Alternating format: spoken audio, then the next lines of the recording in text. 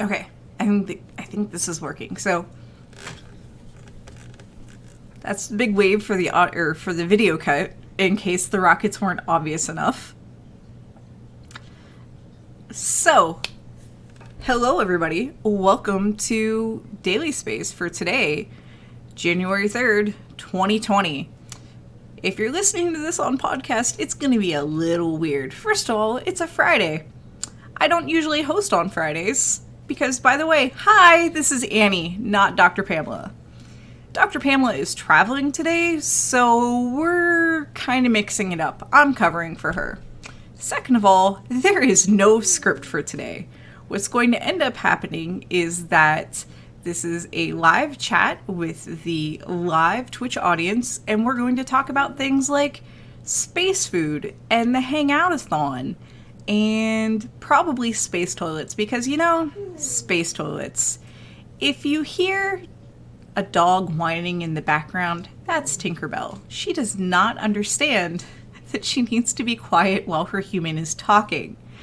So, yeah, with that, let's get at it. Because, yeah. So, hello everybody in the Twitch audience. Let's throw Cheerios to Tinker first. Alright, and make it rain! So anytime that an alert pops up on my screen, usually is for bits or a sub or a follow on Twitch, I throw Cheerios to the dogs.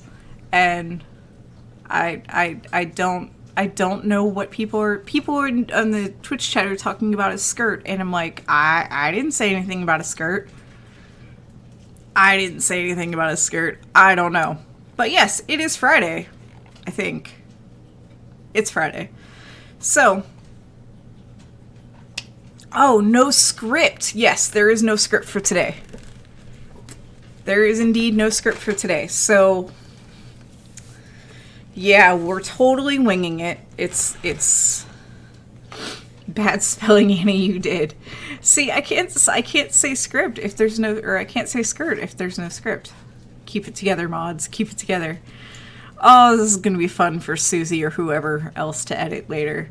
So, yeah, space food. So I went down that rabbit hole last night.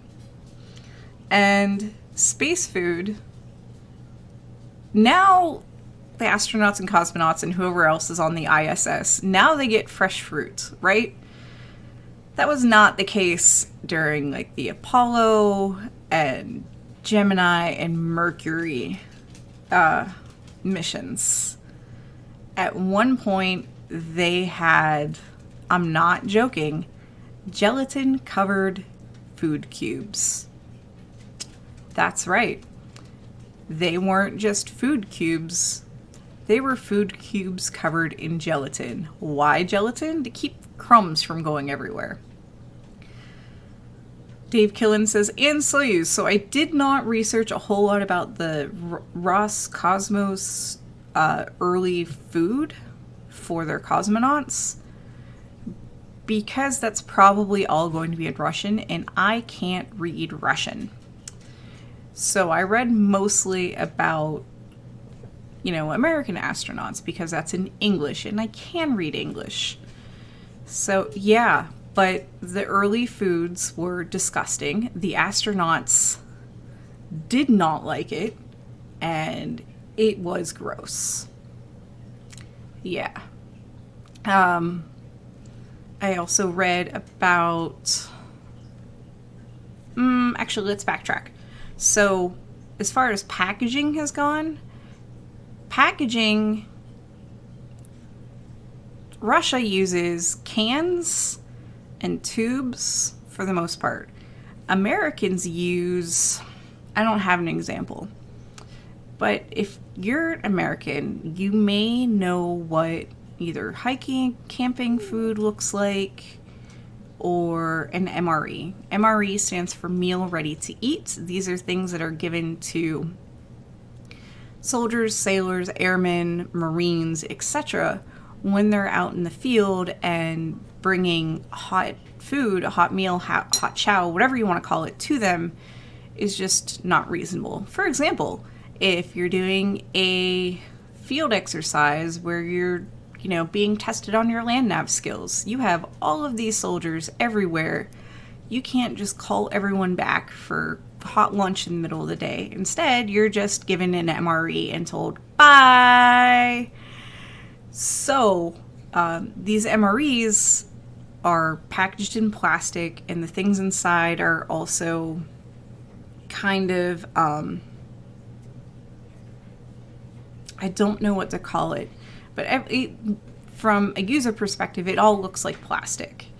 And the food in these are meant to be shelf stable and possibly even stable in like extreme temperatures for a while. These are not the most tasty things to eat, I will be honest.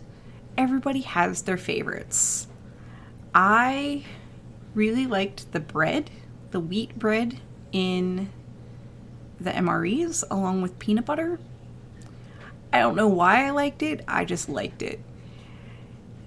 But some other things were really gross, and those were always the ones that were taken last. And usually somebody has to, somebody's always stuck with the last of the thing because everybody's got to eat.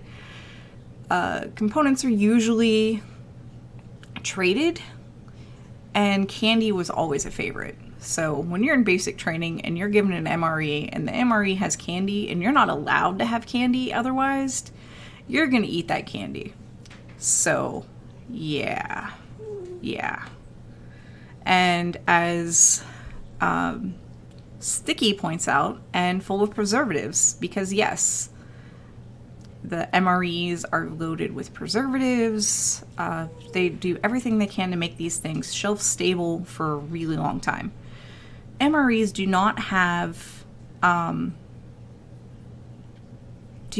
whole lot of freeze-dried stuff. Freeze-dried stuff, as the chat is pointing out, is really lightweight.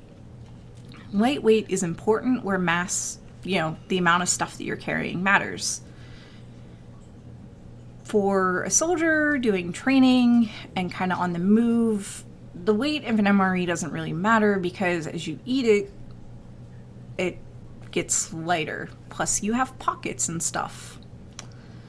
And the packaging is really lightweight. That's the problem with, cans, is that cans are heavy.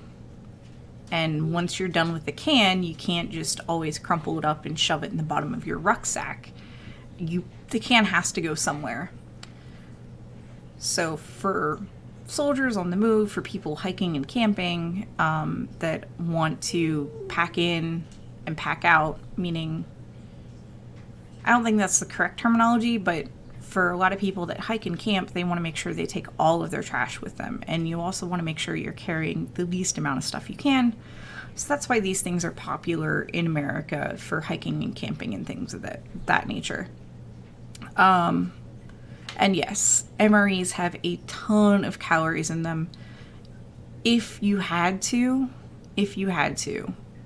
you could probably have one MRE last an entire day. But if you're a soldier that's carrying a ton of weight around, along with your body armor and your weapon and your helmet and all that other stuff, and your water, because you're carrying your own water, of course, you're going to burn way more than those 2,000 calories.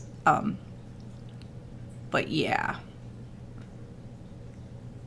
MREs are awesome and terrible, but they work, and when you need to eat, you need to eat. So the packaging essentially looks like plastic, puncture resistant, it holds up well, it's light, you can just shove everything in the bottom of a rucksack when you're done. So that type of packaging is what the American astronauts use. Mostly plastic, lightweight, easy to dispose of, packs really flat because space is an issue in, space. The cosmonauts and I think the Saudi Arabian astronaut that went up lately, or within the past year, they used a lot of tubes and cans, and I think early American astronauts also used tubes, and the tubes are kind of gross. The early tubes I read were kind of gross. American astronauts were not impressed. And I think that might be a reason of why we don't use those anymore. Excuse me. But they're still popular. They're still easy to package. They're easy to, like the plastic packaging tubes pretty much pack flat and all those other things. The types of food differ between Americans and Russians. Some of that is cultural, because food really does become important psychologically. You want things that, if you're burning calories and you need to eat so you don't lose weight, so your body doesn't use all of your muscle mass as energy, you need to eat. So things like Russians will put like borscht, and it's beet-based borscht for those that know that there's more than one type of borscht. There'll be borscht, there might be, I forget what else. All that really sticks out now is the borscht in the tube. The borscht in the tube. But yeah.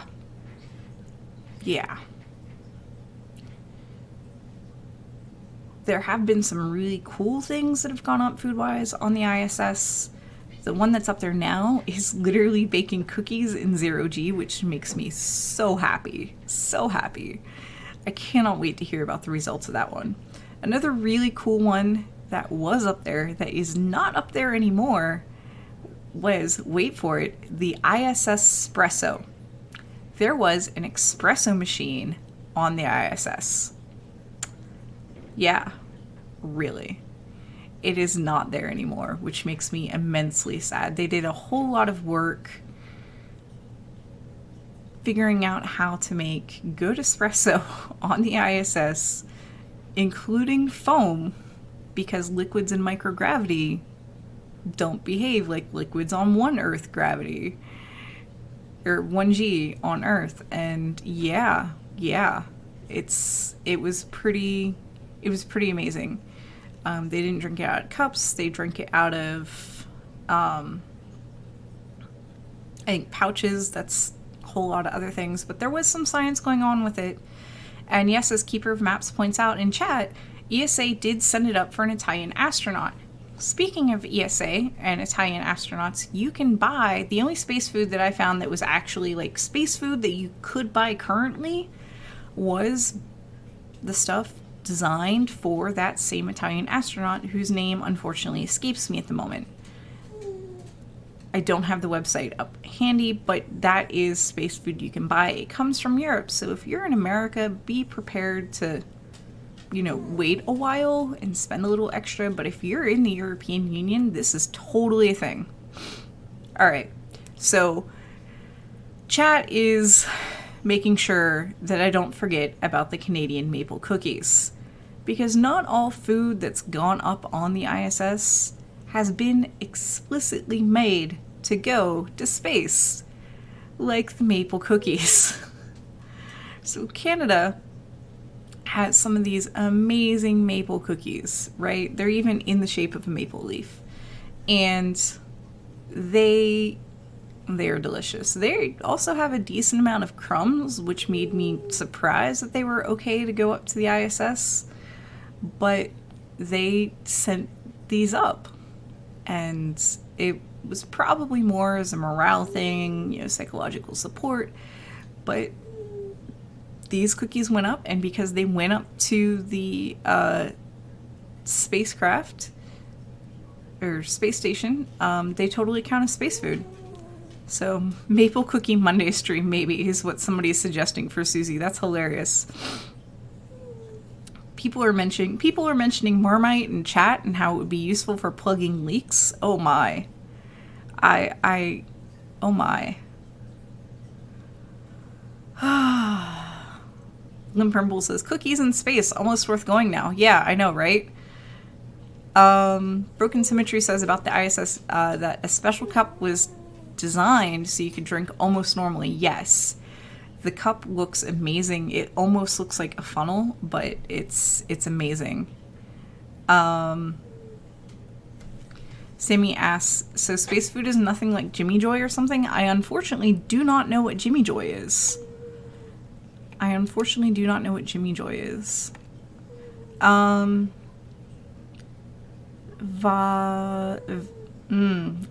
asks, are they going to brew a beer? Fun fact. I think there has been beer tested in a microgravity environment, but things like soda, pop, anything with carbonation is actually a no-go, meaning not going to happen in microgravity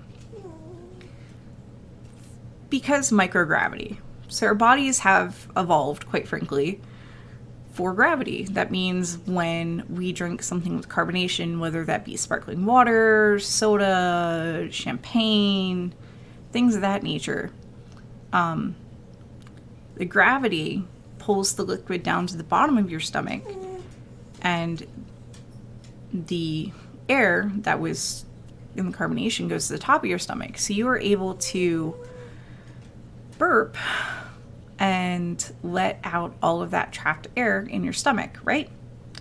So microgravity, there is no gravity. There's not enough gravity, rather. There's not enough gravity to separate the liquid from the gas. So you can burp, but it's going to be a, quote, wet burp, end quote. Yeah. A wet burp is almost like vomiting. So that's problematic. So things with carbonation in space are problematic. That's not to say that there hasn't been soda in space, because there totally has been. So yeah. Things of that nature. Hold on, I need to throw Cheerios at Tinker. So there has been things with carbonation in space, but yeah, it's not pretty. It's not pretty at all. Raven Lillian is asking, could they still test the brewing in microgravity and bring it back to Earth for testing? I know distillation won't work in microgravity, but distillation is more for liquor. I don't know if there's any planned beer brewing experiments for the ISS. I had poked at it, but unfortunately that information escapes me. That could probably be a whole episode all on its own. That could be a whole episode all on its own. But I know they've grown barley in space, or at least sprouted the barley in space. And then that barley has come back down to Earth, and it's been incorporated in beer brewing. NASA has a thing where you can't have commercial gains off of the space program. So things like, this was beer brewed in space is kind of a no-go. That's also why M&Ms and Skittles are labeled very generically on the list of foods and items being sent up, because we all know they're candy coated chocolates. We all know they're M&Ms, but so there's no major commercial gains. We can't say that there's M&Ms in space. Yeah. So,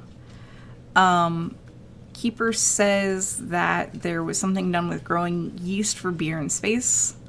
And that, I vaguely remember something, but again, I just don't remember enough of it at the moment. I'm actually kind of reaching the end of, this is my recollection of very specific space food things. Because I went down a lot of weird rabbit holes last night, y'all. I went down a lot of weird rabbit holes. A centrifuge still, says Larry, for distillation. So this is how distillation works, right? So liquids like let's say my coffee and milk here, if they're the same density, they'll mix together well. Alcohol, to be more specific, ethanol, and water are about the same density. They have different physical properties, meaning they have different boiling points. So to separate them, they also have different freezing points. So to separate them, there's a couple things you can do. You can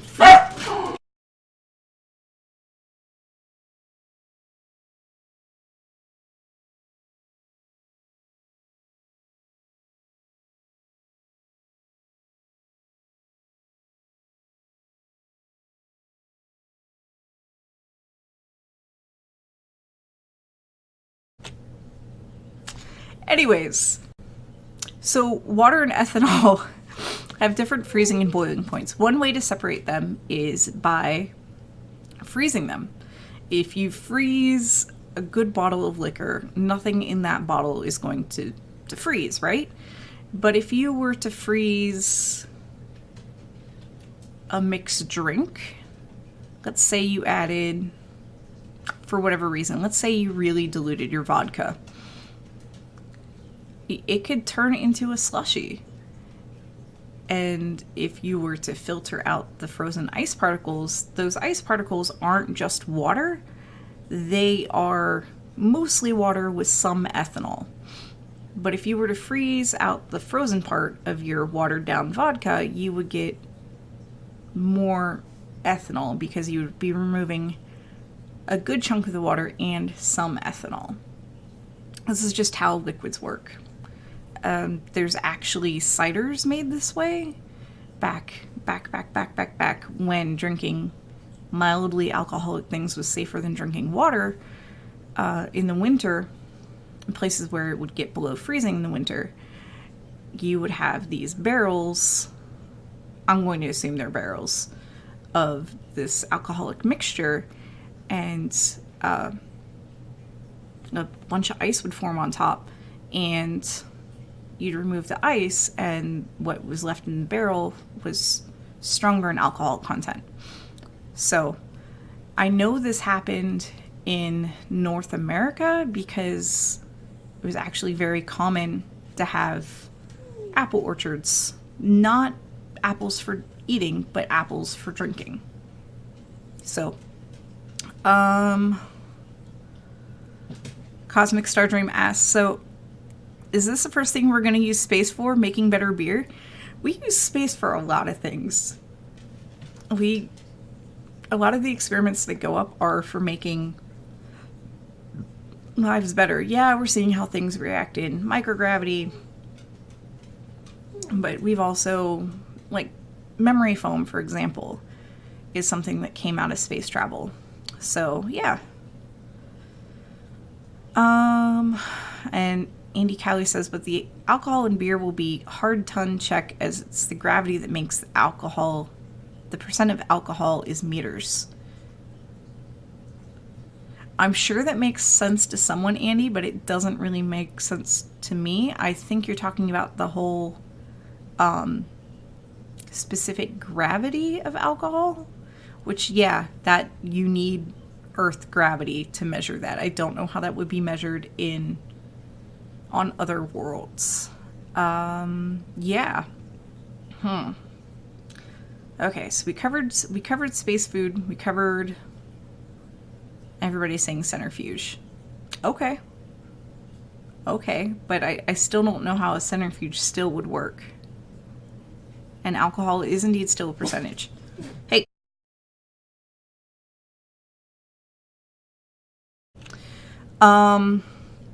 Another thing that might happen with creating alcohol in space is that this is just a conjecture, but when astronauts and cosmonauts stand around, and this is probably just because of how air circulation is, and they talk, especially for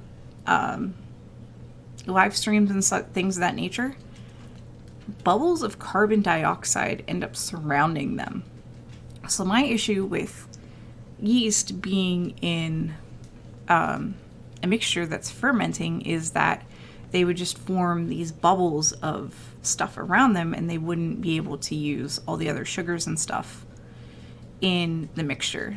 I think if you were to mix it up, that might take care of that. I will be honest and say that I really don't know a whole lot about beer making. I don't know if agitating the liquid is a normal part of fermentation. So, yeah. Broken Symmetry says, being drunk in space sounds like a nightmare for everyone. All right, let's talk about alcohol in space, since we're already kind of talking about alcohol in space. There still is a rumor, or rumors, that the Russians get alcohol in their care packages on the ISS. I don't think that's true. Here, but there is some history to that. So on Mir, when Americans joined Russian crews on Mir was a Russian space station, the Russians would totally have alcohol on board, and they would drink alcohol. The American astronauts are not allowed to drink alcohol at all, period. End of sentence. And so the Americans had to watch the Russians drinking. I don't know if this has actually happened on the ISS, but that's probably where that came from, was the fact that this did happen on Mir. I think things were hidden in like panels on Mir and things of that nature to just hide the alcohol. I do know that anything that's sent up for the Americans now, like mouthwash, etc., has no alcohol on it. So that means mouthwash doesn't have alcohol in it. I don't think they send rubbing alcohol up, even though that's not ethanol. Yeah. There was talk at one point of sending a cream sherry, which I guess is a sweet sherry. There's talk of sending up a cream sherry up to Skylab. I think it was Skylab for the Americans. So there are these microgravity flights. You know, the plane does a sharp arch, and on it's like if you ride a roller coaster, it's when you go down, when the plane dives down, is when you lift out of your seat and you experience a few seconds of microgravity. So they took this bottle of cream sherry up onto one of those microgravity test flights, as you do, and they opened it up, and it caused a gag reflex, meaning that there was some gagging and possibly some vomiting on the vomit comet. Yeah, the cream sherry didn't go up. Other people got wind of this and got really upset about American astronauts having alcohol in space, and that whole thing just got shut down. And as far as I can tell from the very admittedly limited research I did on alcohol in space, that is why American astronauts don't aren't allowed to have alcohol in space. Cosmic Star Dream says, oh boy, vomit in space, now I'm interested. Vomit in space is a real thing. Space sickness is a real thing. Yeah. All of that kind of gets processed by, I think there are air sickness bags. I'm not entirely too sure how vomit is handled in space. So, yeah, it's gross. You really don't want to vomit.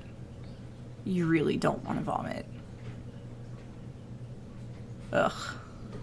All right. Anyways, I'm gonna take a sip of my coffee.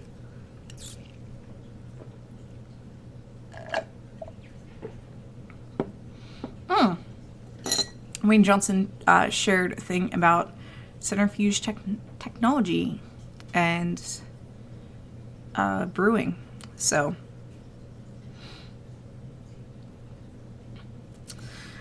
yeah, I think vomit is handled more like liquid waste, but the way that liquid human waste is dealt with is that, all right, for those of you that are unaware of what's about to happen, we're going to swap to space toilets for a second, or 5. So the toilets on the ISS are more than just toilets. It's like having a whole sewage treatment plant. It's your toilet at home and the plumbing to get the stuff to the ISS or to the sewage plant and the sewage plant all in one. It's more than just a toilet. The toilet on the Soyuz is more like a toilet. It doesn't process a whole lot of waste. It stores X amount of waste and then it's done. It's full. It's full. Yeah. So liquid waste goes in, how do I word this? So you do sit for solid waste and you have to aim into this teeny tiny hole. Liquid waste is handled a little differently. There's a funnel. And the funnel type matches your plumbing. And each astronaut and cosmonaut has their own funnel, from what I've been told. And yeah, the liquid waste goes into the funnel. Now, if you're vomiting, I don't know if I'd want to put my face near that. But it's not like you have a great big toilet bowl to aim into. You don't. And that's why I think air sickness bags are used, because at least then you could put the whole thing over your mouth. So yeah, that the keeper is saying, I don't think you vomit into the pee funnel. I think you're right. I think there are air sickness bags. So Raven Lillian says, so like a black tank on trailer RV. No, a black tank holds all of the stuff. Liquid waste on the ISS is the water. Water is extracted from liquid waste on the ISS and used for drinking, because water is very heavy. And that's not something you want to continuously ship up to the ISS. So the fact that they recycle water from urine actually saves money, because you're pulling it from the ISS. So NASA has a funnel fitting room. I don't know. That's a rabbit hole I haven't gone down yet. No, Keeper, I don't know what that is. I'm not going to do. If you vomit, Sticky says if you vomit in space, they throw you out of the airlock. No. They don't throw you out the airlock. Anyways, let's switch. Oh, it's Chris Hatfield talking about space sickness. Okay. No. The solid waste hole is not custom made. You get to sit and practice on a replica toilet here on Earth with a camera, so you know how to align yourself. This is real stuff, people. This is real stuff. Anyway, let's switch to Trucker Kev just pops in with Space Toilet Simulator. Yeah, there's Space Toilet Simulator. Raven Lillian says, I'm never going to space. Earth is nice. Yes. Larry Weird pops in with still better than Apollo bags. All right. Apollo bags. Oh my, Apollo bags. Somebody had the great idea. This is why I think Russian space toilets are superior, because they've just A, been around longer, and B, actually were like, no, we don't want our people to have to handle their own feces. That's gross, y'all. So, Apollo bags are, no joke, clear plastic bags with adhesive that you used to stick to your bum. And because there's no gravity to help solid waste come away from your body, there's a little, like, finger cot that they call it. Essentially just a slot in the bag for your finger to help move the solid waste from your body. After you were done, and assuming there were no escapees,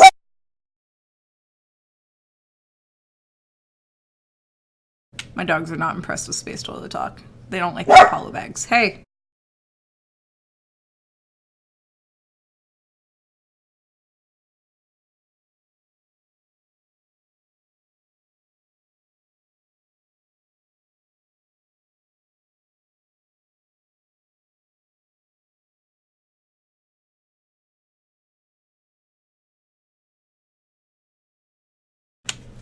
Have I mentioned that this is the hour when the mail comes? So yeah, reinforcing the wrong Pavlovian response.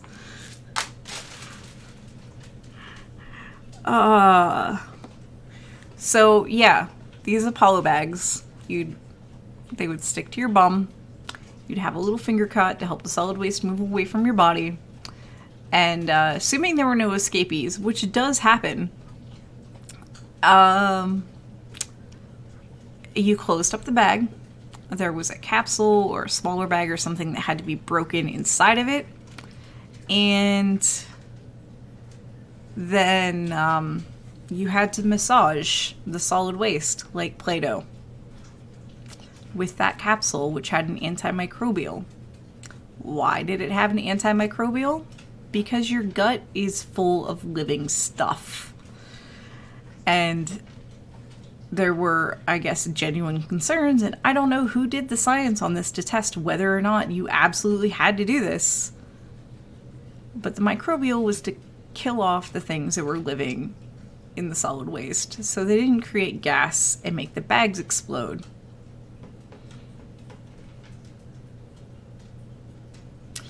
Also, NASA likes studying the biological waste that comes out of astronauts, or they used to. So yeah. Sticky ass, no wiping? No, there was a wet wipe to wipe. There was a wet wipe or toilet paper or something to wipe, and that went into the thing. Yeah, this was a design flaw. The Russians did not do this at all. At all. Anyway, for real, let's switch to the Hangoutathon chat. Well, before we wrap all of this up, I hope you all enjoyed this random thing of space food and of course space toilets, because it's not a stream if I don't talk about space toilets. Keeper of Maps, speaking of Apollo bags, Keeper of Maps says, didn't one of the Apollo astronauts decide to opt out of the Apollo bag and just hold it? Alright.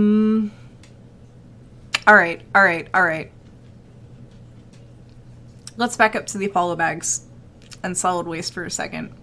So it's a true story. There is this diet called a low residue diet, which essentially constipates you. Kind of. Not really. Low residue diet means that most of everything's absorbed and there's not solid waste left to exit your body. Fiber is not really digested or absorbed or any of that by your body and is a solid waste. So these are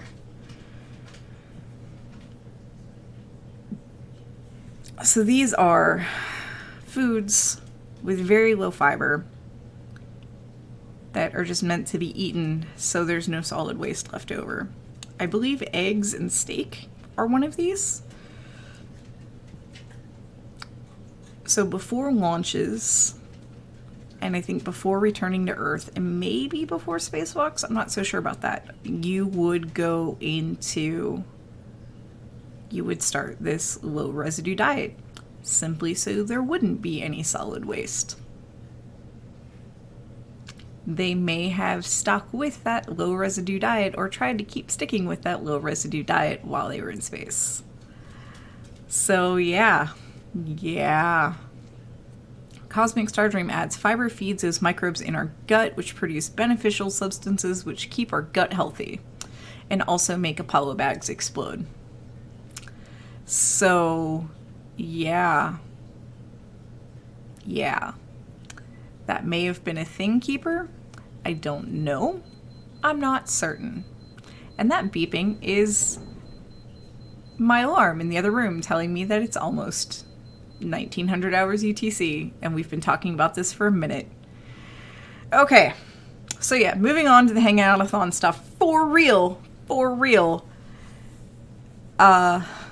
Hangoutathon, we raised money to essentially pay salaries for myself, Susie, and Dr. Pamela, and the goal was to raise enough money that we didn't have to ask for money at the end of every stream. And we didn't hit our goal. Our goal was 40,000. 40,000 would have meant that we wouldn't have had to ask for like anything for a while. 20,000, we would have been okay. We came in between $9,500 and $10,000. I don't remember the exact number. And I'm sure once we tally up bits and things of that nature, it's going to be larger than whatever exact number I quote anyways, which is fine. It's fine. So before everybody starts panicking, we did get grants. We have grant money coming. This is very exciting. It means that there will be salary money, that Daily Space and CosmoQuest will continue to, continue.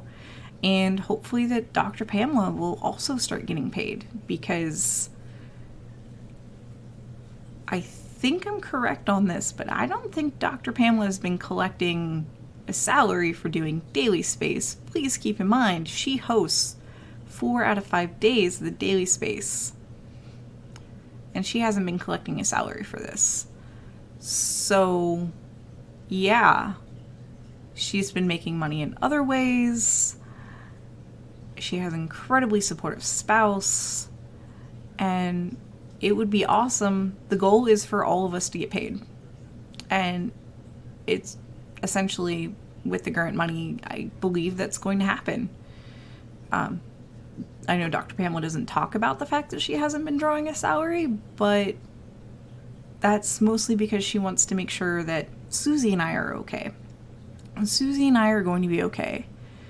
And Dr. Pamela is going to be okay. So don't panic that we didn't hit our goal. This was literally so we don't have to continue to ask for money all the time, because we really hate asking for money. It's not fun. This is not what any of us ever signed up to do. Fundraising sucks. So, yeah. We're a nice little supportive team. We prop each other up, and we all are lucky to have very, very supportive partners. So, and there's some bits. So, we're going to activate the dogs and make it rain. So, yeah, we have been incredibly lucky through, 2019 that we've been able to keep going. And we're going to be able to continue going through 2020. And it looks like things are just getting better. So highlights from the Hangoutathon, now that we're done talking about money. Favorite Human actually went with me to the Hangoutathon. And we had a blue screen, and Favorite Human was wearing a blue shirt. So parts of him were just green screened out. Or blue screened out. Anyways. We had a lot of guests. I know we had Dr. WD-40 on. We had One Girl, Two Beakers on, which was just amazing. Oh, thank you for the bits, Cosmic Stardream. Make it rain! There was some art. There wasn't the Lego. We did the Lego here. Oh, that's right. We had David Joseph Wesley and some technology fails with David Joseph Wesley. David Joseph Wesley does music, and not all of the music that we play on the stream is his. Some of it is by Incomtech. Mostly the rocket music is by Incomtech, and Happy Monday, our credit song, is by Incomtech, who also does stuff for, free. That's just what he does. He releases his music royalty free, and if you want to pay him money, you pay him money. But David Joseph Wesley is a composer, and he also happens to be visually impaired. So, yeah, oh, that's right. He did the theme music for Astronomy Cast. But he's a composer, he's visually impaired. So there were some kind of interesting technology glitches to be seen. Simply because not everything is as accessible as what you'd think it would be. And if you haven't had to deal with screen readers or any other things, and you want to listen to him and Pamela talk about music and geekiness and other things, find his segment and watch it. It's good. It's really good. But I also hope that some of you can gain some insight of what life is like if you have impaired vision, because it kind of sucks. It kind of sucks. Prior it says, problem I found, couldn't just place a single donation through PayPal. Prior art, Streamlabs will let you PayPal. I know there's a way to do it through PayPal. I don't know exactly how to do it through PayPal. I know through PayPal you have to do it through PSI, and then in the notes say this is for CosmoQuest, because PSI is our host institution, who is amazing. And Guido's asking, did Marion Call make it to Hangoutathon? I know Mary Amber did, but I haven't found Marion in the VODs yet. I don't remember. We set it up so that I was sleeping for a lot of the time. Our instro, Dave and I had the overnight shift, and it was supposed to be set up so I would host for 3 hours and then take a break, and host for 3 hours and take a break. But it ended up being, I think our instro and I swapped every hour. I think we swapped every hour, and I just found a piece of foam to lay down in off camera, which then Eddie thought was a great place to lay down on. Oh, thank you for the tip, Wayne! And make it rain! The dogs are excited. Yeah, but we had Mary Amber, we had, I think Kevin Gill was his name. I got to geek out with Kevin Gill, and that was fun. That was fun. I think this was I've done a handful of interviews before, but this was the first time I had done hour-long interviews and talks and things, and that was pretty cool. That was pretty cool. Hello, Noel. How are you doing? This is going to be a rambly version of the podcast that Susie is going to use her editing magic and make me sound somewhat intelligent. Or unless I use my editing magic, that might actually be what happens. I don't know. We'll find out later. We're a team! Yeah, Mary was indeed on one of the first Hangoutathons before she became a Twitch streamer. Larry. No, seriously, I might end up editing the audio myself. Yeah. Annie thinks I'm going to edit. Lol. See? Yeah, see? I'm going to edit. I'm going to edit this. This is what I get to do today, people. That's fine. It's fine. It's fine. It's fine. It's fine.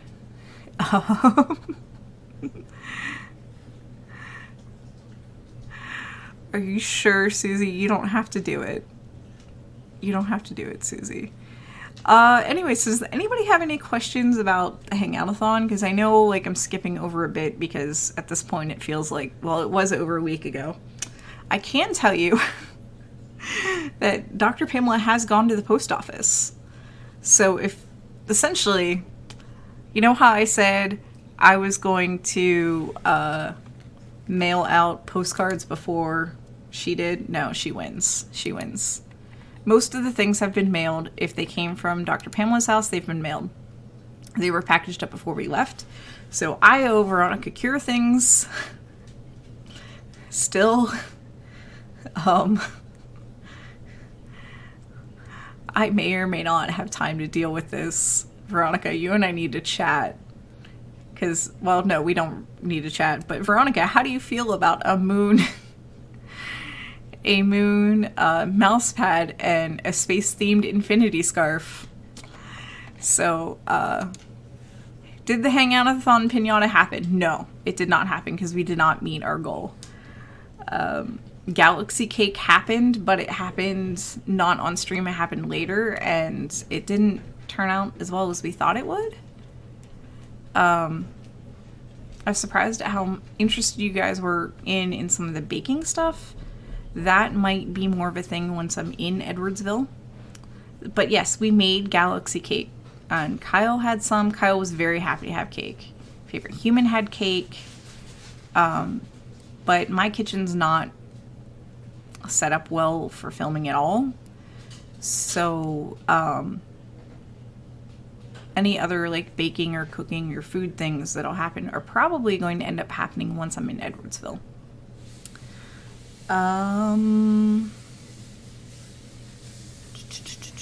can't think of anything else. What was the name of the visually impaired composer? David Joseph Wesley. So David, I think there's a command for that. Aha, there we go. And there's his link right there for you, the Raven Lillian, and yeah. Favorite Human? Thoughts on the Hangoutathon?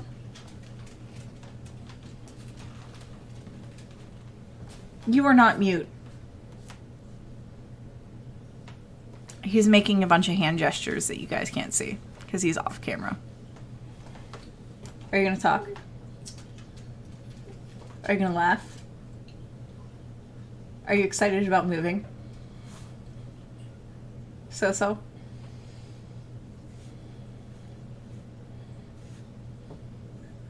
Kinda.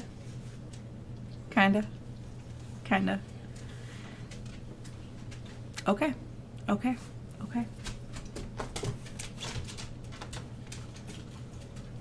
Alrighty then. No, we're not moving to Tucson. We are moving to Edwardsville. We've essentially settled on this. I don't know why you're sad about that, Keeper. You're in Canada. No, Tucson. There's a whole lot of factors in choosing where we went, and yeah, essentially the biggest factor for me is where is Favorite Human going to be the most comfortable, and out of Tucson, which he still hasn't been to, and Edwardsville, and knowing what we know about the two places, he decided he was comfortable in Edwardsville. And yes, we will be closer to Dr. Pamela, which will be awesome because it will be so much easier for me to just pop over there and do work. And yeah, I'm looking forward to it. Mark is very sad about this, Keeper. He is very sad. We still haven't chatted, but he sent me a very nice email essentially being like, y'all are welcome to visit anytime. So I still need to chat with Mark, but yeah, Mark is sad. Sammy says, move to Hawaii. No. Hawaii is very expensive. So the problem with Youngstown is,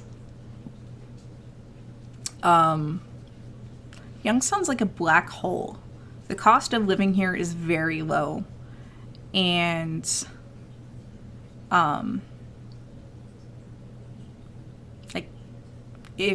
a lot of people So Youngstown is halfway between Cleveland and Pittsburgh. That's Cleveland, Ohio, and Pittsburgh, Pennsylvania. Both of those are also Rust Belt cities, but they're doing much better than Youngstown has at recovering. Youngstown at one point was supposed to be big, like both of those cities big. Instead, Youngstown is shrinking. So what happens is that if you want to make decent money, you commute. A lot of people I know have commuted or just moved out of the area to both of those places because there's not really any good, solid, dependable public transit set up between those two places. Like, I really think there should be a freaking, charter bus that goes to each of those places that runs routes in times it would be convenient for people to work, because there's a lot of people that commute from Youngstown or Cleveland, or from Youngstown to Cleveland or Pittsburgh, and they spend just as much time in their commute, about an hour, as some other people do going from parts of Cleveland to work. Like, I've known multiple people who have done this, and usually they end up moving. So, yeah. Youngstown is very poor. The school systems here are terrible. There is an active thing to knock down abandoned houses, empty houses that fall into disrepair, and just turn them into just grass, which then has to be mowed by somebody. They don't let it become anything. You can buy those empty lots and do them as you please, as long as they're kept looking nice. I own my house outright, which is highly unusual because I bought my house for under $20,000. Average home prices in my area are $35,000. And yeah, it is really cheap to live here in Youngstown. It's really cheap to live here because the pay is terrible. Quite frankly, the pay is terrible. And you're either commuting, or you're working several jobs, or you're working in a place where you really don't want to work and making better money than people think you would otherwise. For example, manager at a gas station. You'd be surprised at how well that pays. And how many of those people actually have, I don't know, pardon me. You'd be surprised at how many of those people have college degrees. Yeah. Would it be hard for me to sell my house? Yes. And I'm actually not planning on selling my house. I have an arrangement set up where the house is going to be taken care of. Things of that nature. Yes, favorite human? Do you have anything to add about, working at a gas station as a manager and making better money than most people think you have? Or think you do? I just let people think what they want to think. He said he's just going to let people think what they're going to think. We'll add in, most people don't know that, if you're working for a good truck stop, not even just a gas station, but if you're working for a good truck stop, your income's going to be between $40,000 to $70,000 a year. And what's the average income in this area? About $25,000. So the average income for this area is $25,000. 25 to 28, somewhere in that range. Yeah, that's the median. 25 to 28,000 is the median income here. Start a bus service. I don't have the capital for that. I think it should be a thing. I think it would be hard to get enough people on board. Yeah, in the inner city, no, but in the suburbs, yeah, considering, even though there are some people who are, more left-leaning in the suburbs, they also still have right-leaning principles. Yeah, but imagine this. You get into a 12-passenger van that has Wi-Fi that you don't have to pay for, and you could be on Wi-Fi the entire drive to work. Yeah, but this area's not large enough for the commute where Wi-Fi is really necessary. Yeah. Yeah, Keeper. It's $25,000. That is the median. Yeah. This is why house prices are so low. This is why rent prices are so low. This is why Youngstown's a black hole. Because looking at living anywhere else, we're like, oh my god, everything's so expensive. Yes, you also have people like... You want to come closer? No. But... like, I don't want to say his name on stream, but our friend who sells cars. Oh yeah, our friend who sells cars. We can make, between 40 to 65,000 a year, or if you're like 65 grand, as long as you don't, just toss it all into a well. Technically, if you actually saved his money, didn't spend it on copious amounts of, inebriating products and things that nature, amongst other things, he could potentially just go out and buy a house with cash. Or a car with cash, which is kind of ironic considering he sells cars. Well, he doesn't really want. I mean, he wants a car, but he doesn't want a car. He wants a car. He wants it. It's like real steel. Like he was trying to sell me on. I know. Like a Cobra. You need to stand closer if you're going to talk. No, I don't. You're over there. I'm over here. It doesn't need to hear.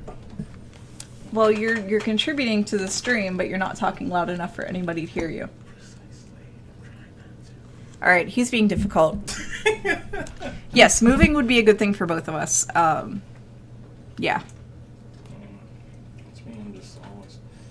I'm perfectly fine with moving. I'm always more just making sure that I've got finances and capital.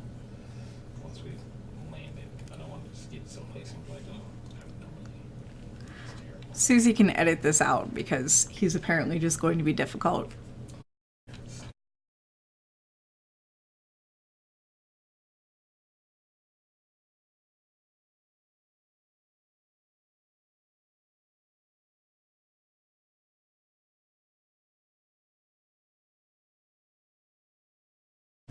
Anyway. Anyway,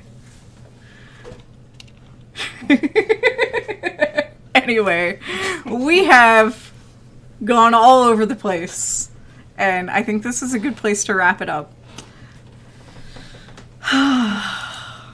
Because it is Favorite Humans Day off, and I have a feeling that he would like to spend some time with me.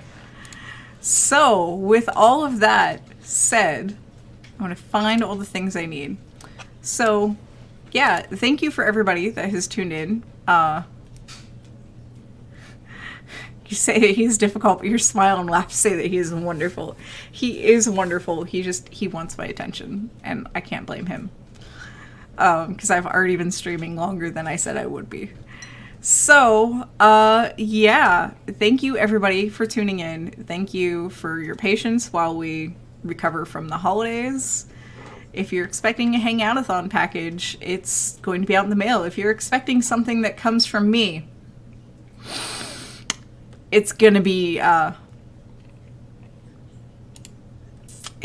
minute. I have issues. I have issues mailing things. I apparently really am a mini Pamela and should not be trusted mailing anything. So, yeah, again, thank you. So this has been a production of PSI. That's Planetary Science Institute, located in Tucson, Arizona, working in collaboration with Youngstown State University here in Youngstown, Ohio. Yeah, it is kind of miserable looking out because I forgot to add the weather to my outro. And, yeah. And yes, F. Bennu, so many rocks. I have been your host, Annie Wilson. Your host on Monday will be Susie Murph, who hopefully should be feeling better. And I will see you all again on Sunday for Science Sunday Hour, where we're going to be doing something. I don't know what we're going to be doing. We'll figure it out. And yeah, Daily Space will be back on Monday with Susie. And until next time, have a wonderful insert time of day here. And remember, we literally could not do this without you. So thank you. Thank you for everything. And yeah. Bye.